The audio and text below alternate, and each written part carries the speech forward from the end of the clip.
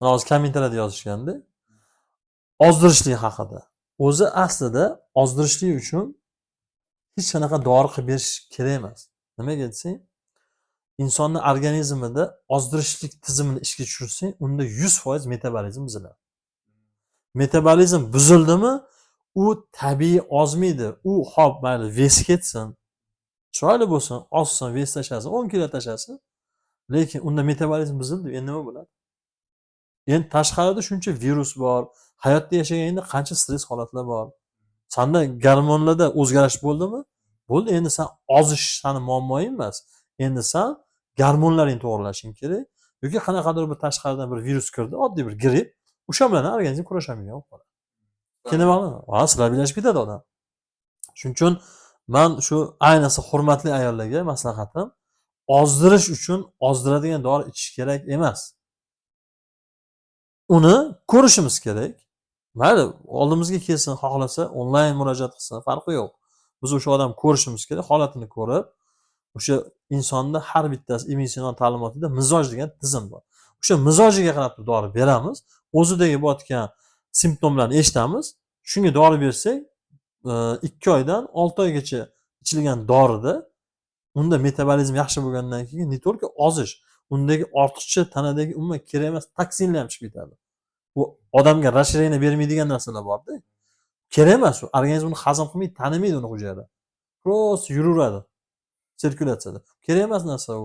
U odam og'ir bo'ladi, lanj bo'ladi, yotoqchilaveradi. Shuncha nima deydi, kaloriyli narsalar yesam ham deydi, mazam yo'q. Ha, keyin misol uchun fitness qilgin desa 3 kun chiqadi, 3 kundan chiqmaydi. Nimaga dangasalik kuchli desa, ularda ne только semirish, o ortiqcha toksinlar ham ko'p bo'ladi. Bizaga agar murojaat qilishsa, biz har bitta odam uchun alohida individualniy dori tayyorlab beramiz. Ichish juda ham qulay, damlama bo'ladi. Uni muntazam ichilgandan keyin undagi o'sha kerakli moddalarni peshob yoki kal orqali chiqarib yubormaymiz.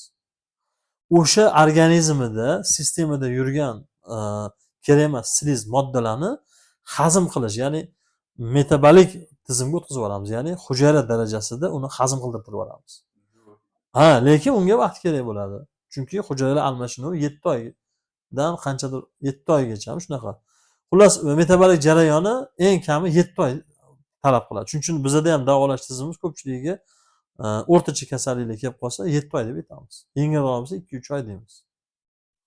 Shu narsani tushuntirib bera olmayman ko'pchiligiga. Nimaga desa, bizda shunaqa tushuncha paydo bo'lganki, ichi surib olsak, ko'p siydirib olsak, ozadi deb o'ylaydi. To'g'ri, qanchadir unaqada.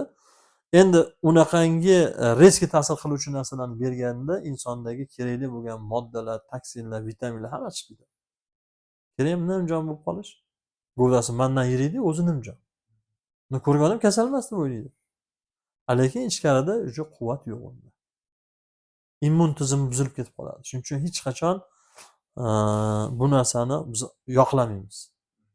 Sekinlik bilan, parhez bilan to'g'ri ozishlikni maslahatini beramiz. Bu ne только ozadi, boshqa ichkari kasalliklar ham qancha yaxshi bo'lib ketadi.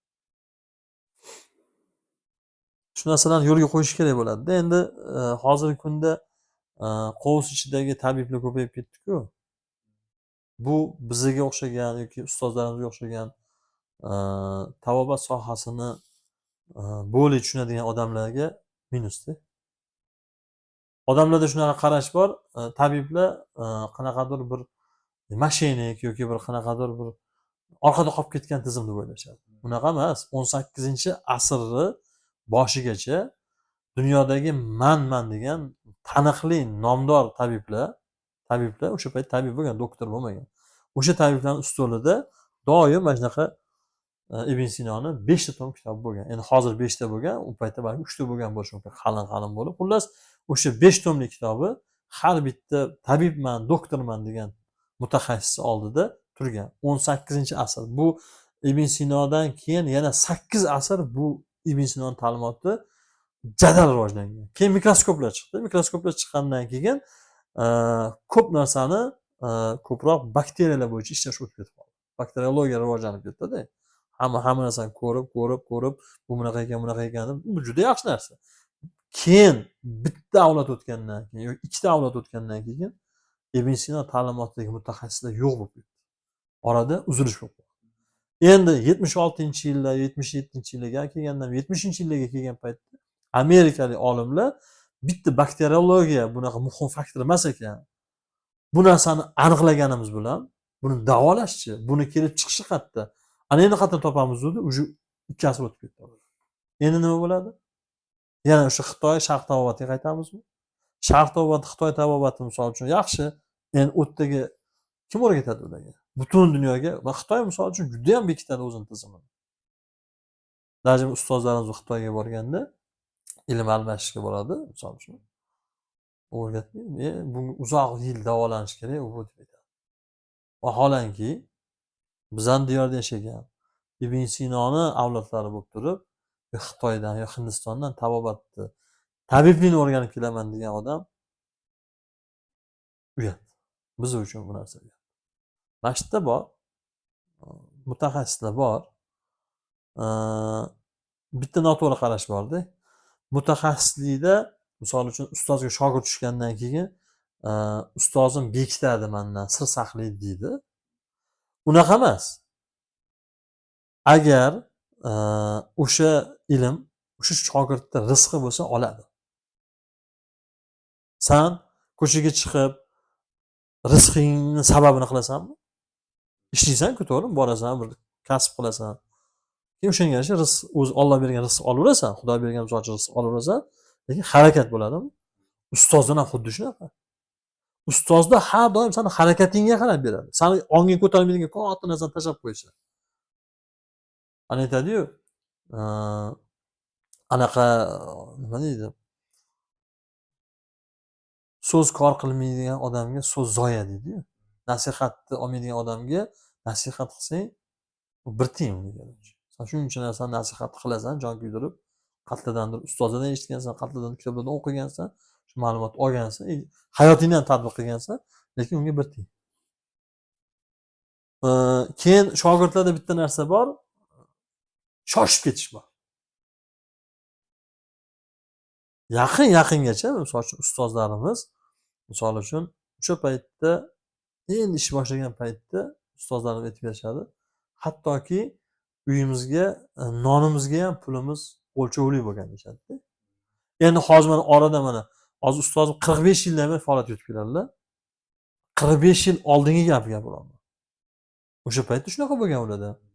Endi keyin u tabobati rivojlanib, odamlar o'shundan manfaat ko'rgandan keyin, bitta odam tuzalgandan keyin ikkinchisini olib keladi. Faqat o'sha yerda manfaatlanurgandan keyin o'sha tizim rivojlanadimi? Yana u mizrda qo'yilgan. Biznes qilinmagan u narsa. O'sha narsani rivojlanishlikligi uchun ham asosiy omillardan bittasi bu tabobatni fidoyisi bo'lish kerak-da. Fidoyisi bo'lganda narxlari mizr bo'ladi. Nimaga desa, maqsadi pul bo'lmaydi-da. Men o'sha birinchi ustozimdan o'rgangan narsam, eng katta o'rgangan narsam bu hayotda doimo qo'l keladigan narsa, bu nafsni jilovlash o'rgangan. Любой odam zo'r mashina mingisi keladi. Любой odam hashamatda yashagisi keladi. Любой odam misol uchun komfortda yashagisi keladi. Lekin mana ustozlarimiz to'g'ri, normalniy sostenada, lekin har doim qo'l mehnati qildi. O'sha dorilarimizda o'sha qo'l mehnatida tayyorlangan degan yozig'i ham bor dashi. Uni o'zbekchasiga ham, ruschasiga ham, inglizchasiga ham yozib qo'ygan. Hamma narsa qo'l mehnatida qildi. Nima uchun? Insondan o'sha doriga energiya o'tadi, quvvat o'tadi. Bunaqa apparatlar energiya bermaydi-ku. Odam qo'li beradi. Apparat qiladigan ishlar ham bor, endi hammasini o'tirib maydalamaysan-ku. O'sha jarayonlar bor. Qadoqlashdami? Eng asosiysi terishda. Qo'lda borib terasan. Shuncha yo'l mashaqqat bilan borasan, kelasan. Shuncha mashaqqatning orqasidan keyin qanaqa o'sha effekt bo'lmaydi? Bu естественный narsa-da. Bir narsani ketida og'ir mehnat yotsa, albatta uni ketida yengillik yotadi. Og'ir mehnat qilib olib kelib dorini tayyorlab odamlarga beradi, effekti ham shunga yarasha. Unga qancha energiya sarf bo'ladi? Endi u narsa energiya, quvvat bu narsalarni endi tushuntirish qiyin. Bu judayam bu tonkiy tema. Bir xil uni falsafiy deydi, chisat quvvat bo'ladi bir xillar. Chisat quvvat deydi, u deydi. Uni tushungan tushunadi. Tushunmasa ham mayli, bizga kerak emas uni tushunish. Ustozim bitta zo'r gaplari borda. Hayotda hech qachon bir narsani insonlarga dagazat qilmagin. Sen o'zingga to'g'ri bo'l, bo'ldi, qolgan hammasi to'g'ri bo'laveradi. Bu juda ham chuqur ma'noga ega gapda bu. Hayotda sen misol uchun bir narsani dagazat qilmoqchi bo'lasan, sen oldingga bitta odam keldi. Bilasan, o'sha narsani misol uchun originalligini dagazat qilib berging keladi-da. Endi qanaqa dagazat qilasan? Bilasan qanaqa? Xuddi mana shu narsani poddelkasini yomonlashing kerak-da. Bo'lsa, bu bizdan tutgan mavqimizga to'g'ri kelmaydi. Men palonchi tabibga bordim, rosa davolandim, bo'lmadi desa, o'shanga qarab tosh otmaysan-ku. Ha, o'sha yerda o'sha u yoqda emas ekanda rizqingiz, bu yoqdadir balkim, bu yoqdan qilib ko'ring. Balkim bu yerdadir rizqingiz. Deysan, bo'ldi, davolaverasan, tavakkal. Chunki u tabib ham bermaydi shifoni, bu tabib ham, men ham, boshqasi ham, ustozim ham bermaydi shifoni. Ibn Sino ham shifoni bermagan. Uni yaratgan beradi. Sababi to'g'ri qilinsa bo'ldi. Nima uchun ilm kerak? Mana shu tavobatda ilmga asoslanib qilish kerak desa, bu haligi davolatgan odam uchun kerak emas, sen o'zing uchun kerak. Sen yillar davomida ilm olib kelasanda, keyin qanaqadir qayerdadir bir xato qilib qo'ysang, misol uchun, necha yillik seni reputatsiyang yo'q ketadi. Bu dunyodagisi. Bu yoqdagisi nima bo'ladi? Men bitta narsa meni juda ham hayratlantirganda, bir ustoz oldiga borganimda, bir ustoz aytganki, agar degan siz dorini tayyorlab bergan o't giyohingizni bir bemorga berdingiz, u ichdida deydi. Bir ikki kundan keyin dori baribir qo'zg'atishlik qobiliyatiga ega, ya'ni kasallik bilan kurashganda ozgina qo'zg'atadi. Misol uchun ichi qotardi, dori berdi, ichini suraverdi. Kechasi bilan shu ichi surdida bir 3 marta, 4 marta uyqusidan turib chiqdi misol uchun. Bezovta bo'ldimi? Ertasi kuni senga misol uchun qo'ng'iroq qilsa yoki kelsada, hurmatli tabib, mana shunaqa bo'ldi menda. Siz bergan doridan ozgina ichim surildi. Shuni bilasan, u что sen bergan dori shunaqa qiladi. Unga qo'rqmasdan u yeringni gapirasan unga. Shunaqa bo'ladi u surgandan. Bilasan shunaqa qilishini. Uni hop mayli uni ko'ndirib ketkazarsan. Ketdimi? Ertaga u yoqda mashinasi uchun javob beraman degan mana bitta g'aming bo'lsa, eshigim ochiq, qancha ilm olsang ol deb demaydi. Bu bilasan, butun boshli bitta falsafada bu gap. Ya'ni sen bir odamga dorini berding, u o'zini yomon his qildi. Yomon his qilib senga aytuvdi, "Yo'q, shunaqa bo'ladi" dedi. Естественно bo'ladi, uni spokойt qilding sen. Lekin mana meni sen bergan doringni shu odamga shunaqa qilganligi uchun, buni bezovta qilganligi uchun, mana shuni bezovta qilib qo'ydimi degan g'am bo'lsa, bu yoqda so'ralaman shu narsa uchun degan g'am bo'lsa, пожалуйста, ilm olaverdi. Men ustozga borib ilm berasizmi desam, shu gapni. Bilsam, ularning eng katta ustozlari aytgan ekanda, o'g'lim, agar sen ikki dunyoda azizlikni istasang, nafsingga javob bergin, men senga shunaqa ilm o'rgataman, ikki dunyoda aziz bo'lasan degan ekan. Bu ham falsafiy gap. Bu butun boshli bitta kitob yozsa bo'ladigan gapda. Ustozlar har doim sinaydi. Har doim sinab keladi ustozlar. Ustozlar har xil holatda sinaydi. Shuning uchun bu dunyo sinovda. Eng kerakligi shu o'tgiyohlarni tanlashda, keyin o'sha bemorni tashxis qo'yishda eng muhim faktor shu. O'tgiyohni mizoji, bemori mizoji. Ikkalasi bir-biriga tushadigan qilish kerak. Buni kim qiladi? Mutaxassis qiladi. Qaysi mutaxassis qiladi desa, Ibn Sino ta'limotini olgan yoki yillar davomida otadan farzandga yoki silsila bo'lib ustozdan shogirdga o'tib kelgan tizimlar bor. Hozirgi kunda men o'zim biladigan ustozlardan ikkita katta ustozlar bor. Bular silsilaviy davom ettirib kelishyapti. Bitta katta ustozimniki 12-avlod hisoblanadi. Bularniki ham 14-15-avlod hisoblanadi, misol uchun. Bu qayerdan kelyapti manbasi desa, 12-avlod degani har bitta odamga misol uchun agar 100 yil iqtibos keltiradigan bo'lsang, bu 12 asr degani. Yoki e, 12 agar misol uchun 12-avlod 80 yoshdan desang ham misol uchun bor 1000 yilga taqaladida. Ya'ni 100 yosh ham 100 yosh yashamagan-ku. Demoqchimanki, 12-avlod degani bu yillar davomida bu narsa rivojlanib kelyapti. Bizada endi o'sha orada uzilish bo'lganligini sababi qanaqa desa, shu Chor Rossiyasi bizada hukm surganligi, bizadagi o'sha tabobat ilmini juda yaxshi bilganlarni o'sha paytda repressiya qilib, ular o'zini ilmini yashirib, boshqa joylarga ketib qolganliklari, shuncha ilm chiqib ketib qolgan bizadan.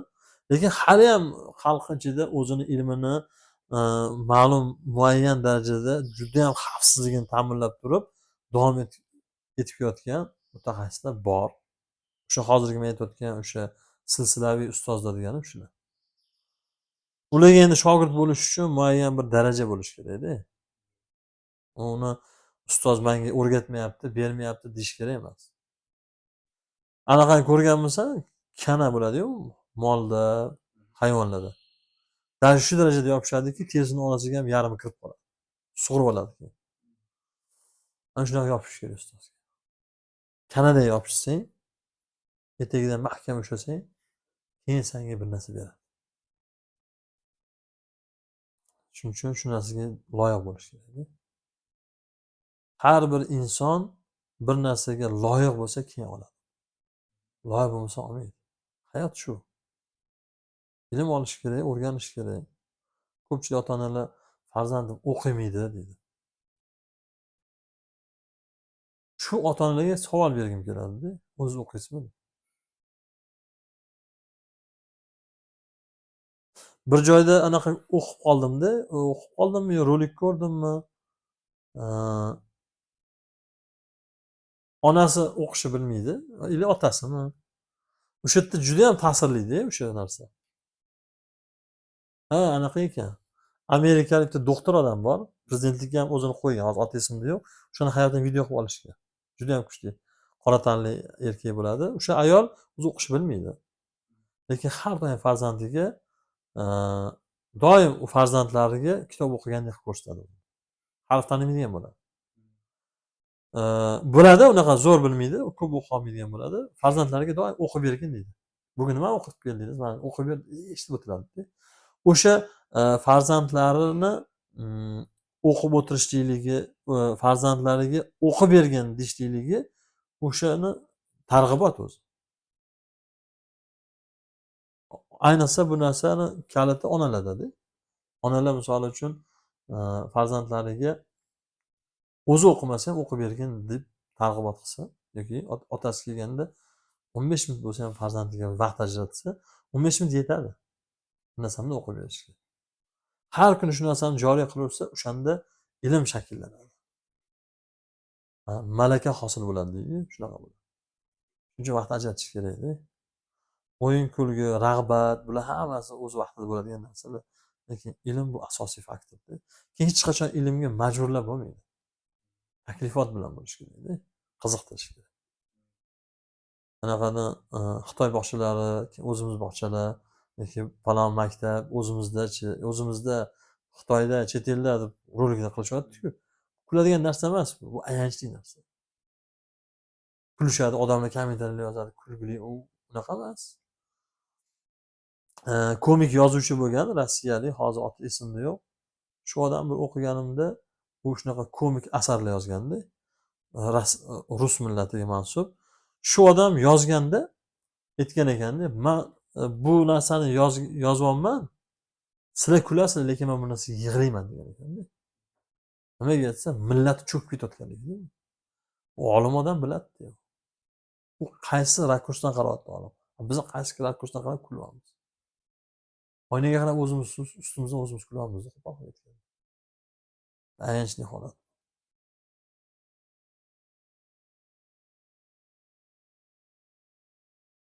Erkin mavzu qoldi-ku.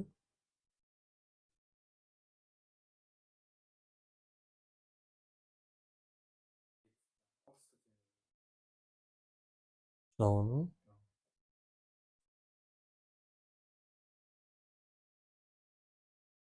Majbur deydi-da, shu majburlash yaxshi emas. Temani ajratib chiqaman. Hmm. Hozir.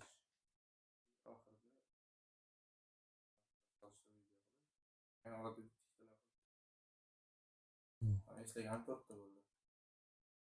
Atak videoga olibdi 20 minut o'tdi. Buni YouTube'ga qilsang mana.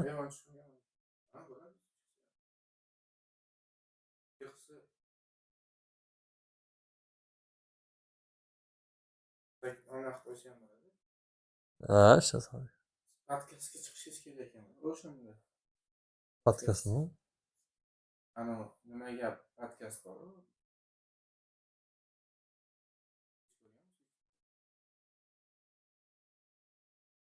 O'tiradi. Ha, gaplashib.